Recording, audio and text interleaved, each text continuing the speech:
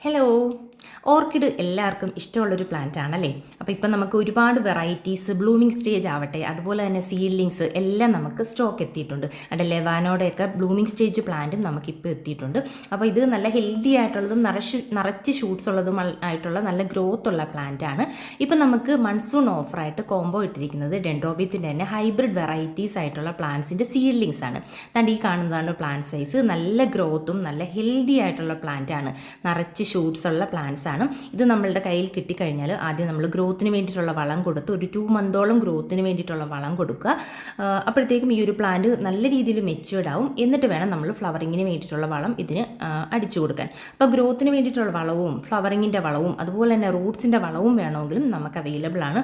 ഇപ്പോൾ ഇതിൻ്റെ എല്ലാം കൂടുതൽ ഡീറ്റെയിൽസ് നമ്മുടെ വാട്സപ്പിൽ കിട്ടും.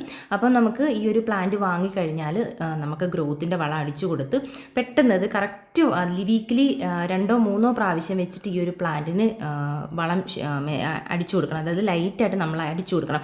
മഴയുണ്ടെന്ന് പറഞ്ഞിട്ട് വെള്ളം കുറച്ചുകൊണ്ട് നമ്മുടെ ഈ ഒരു വളം ലൈറ്റായിട്ട് സ്പ്രേ ചെയ്യുവാണെങ്കിൽ പെട്ടെന്ന് തന്നെ മെച്യൂർഡ് ആവുന്ന ടൈപ്പ് പ്ലാന്റ് ആണ് കേട്ടോ.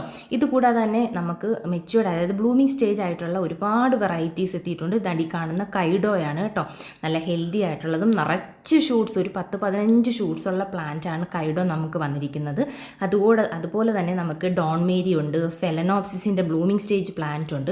ഫെലനോപ്സിസും നമ്മൾ മൺസൂൺ ഓഫറായിട്ട് കോംബോയിൽ ഇട്ടിട്ടുണ്ട് കേട്ടോ.